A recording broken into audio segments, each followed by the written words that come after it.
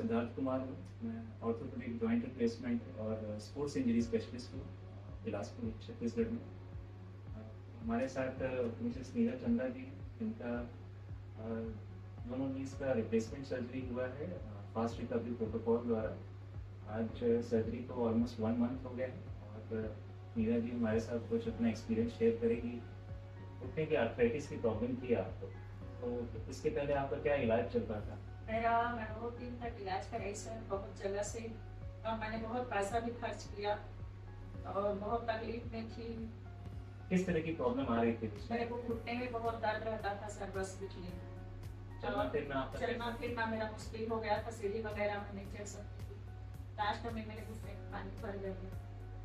ये प्रॉब्लम इनको घुटने की आर्थराइटिस की थी और घुटने की आर्थराइटिस एक दिन में डेवलप नहीं होती है, ये कई सालों में धीरे धीरे समस्या बढ़ती है। ये चीज़ जब इस तरह की प्रॉब्लम जब डेवलप होने लगे तो आपको डेफिनेटली एक जॉइंट सर्जन से कंसल्ट करना चाहिए, ताकि हम पता लगा पाएँ कि आर्थराइटिस का सीवियरिटी कितना है, और यदि आर्थराइटिस अगर बहुत एडवांस हो चला है तो उसमें प्रायः जॉइंट रिप्लेसमेंट सर्जरी लगती है। आज के डेट में जॉइंट रिप्लेसमेंट सर्जरी बहुत ही सक्सेसफुल और लाइफ लॉन्ग उसका ट्रीटमेंट है। जैसे नीरज जी बता रही हैं कि उन्होंने लगभग 4-5 साल इधर उधर ट्रीटमेंट लिया, काफी ट्रीटमेंट लिया है। मैंने काफी ट्रीटमेंट लिया है सर, लगभग मैंने 4 लाख से ज्यादा खर्च कर चुकी हूँ।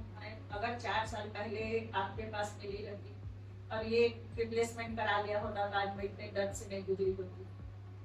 इसीलिए एक टाइमली एक डिसीजन लेना इम्पोर्टेंट है। आप इधर उधर फजूल का पैसा खर्चा कर रहे हैं, इससे अच्छा जो उसका डेफिनेटिव ट्रीटमेंट है, जो जड़ से इलाज है, वो करें। आज महीना भर हो गया है, आप क्या क्या एक्टिविटीज कर पा रही हैं? क्या क्या? मैं अपना पूरा काम कर ले रही हूँ सर, थोड़ा किचन में आना जाना, इधर उधर उठना कर ले रही हूँ, थोड़ा चल भी ले रही हूँ, आधे घंटे तक पैदल चल रही हूँ, सीढ़ी भी चढ़ जा रही हूँ।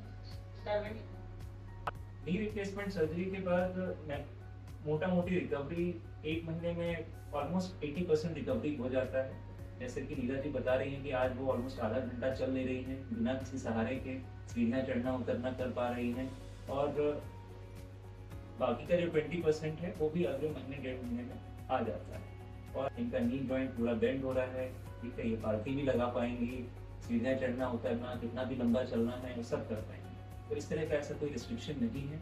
इनका एक पेन फ्री लाइफ के लिए वो आगे बाकी लोग को भी प्रेरित करते हैं। मैं चाह रही हूँ कि जिनको भी परेशानी हो वो सर से मिले। अगर सर बोल रहे हैं कि रिप्लेसमेंट कराना है तो आप तुरंत करा लीजिए, इंतजार करने का कोई मतलब नहीं है। जितना इंतजार करेंगे उतना पेन से गुजरेंगे और आपको सब चीज में तकलीफ होगा।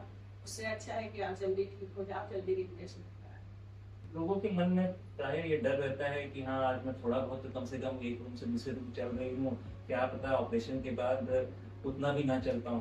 तो देखिए, यहाँ पर 2 चीजें इंपॉर्टेंट है। एक चीज तो किसी भी सर्जरी की तरह ये भी एक सर्जरी है, इसमें एक मिनिमल एक रिस्क है, वो रिस्क लेकिन समझिए कि आप 1% से भी कम है।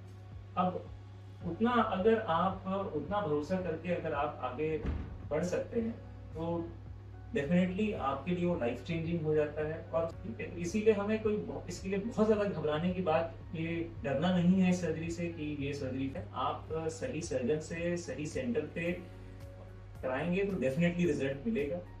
एंड दूसरा एक इम्पोर्टेंट जो डिसीजन लेना होता है वो ये है कि कई बार लोग दवा दवा दवा टेम्पररी ट्रीटमेंट के चक्कर में चीजों को इतना खींच लेते हैं, सालों साल खींच लेते हैं, तो उससे नुकसान अल्टीमेटली पेशेंट का ही हो रहा होता है। क्योंकि पेशेंट एक बार 80-85 प्लस का हो जाता है तो उसके बाद नी आर्थराइटिस के साथ साथ उन्हें अन्य प्रॉब्लम्स भी शुरू हो जाती हैं, जैसे हार्ट की कंडीशन है, हार्ट में मल्टीपल वेसल ब्लॉक हो गया, या कोई न्यूरोलॉजिकल प्रॉब्लम है। तो वैसे केसेस में फिर सर्जरी कर पाना एक वेरी चैलेंजिंग हो जाता है, उसमें कॉम्प्लिकेशन रेट हाई हो जाता है। तो हमें उस पॉइंट तक वेट नहीं करना है, हमें उसके पहले ही एक डिसीजन ले लेना है, ताकि उस समस्या को हम वहीं खत्म कर दें, वहीं ढूंढ दें। तो यही मेरा मैसेज रहेगा। Thank you.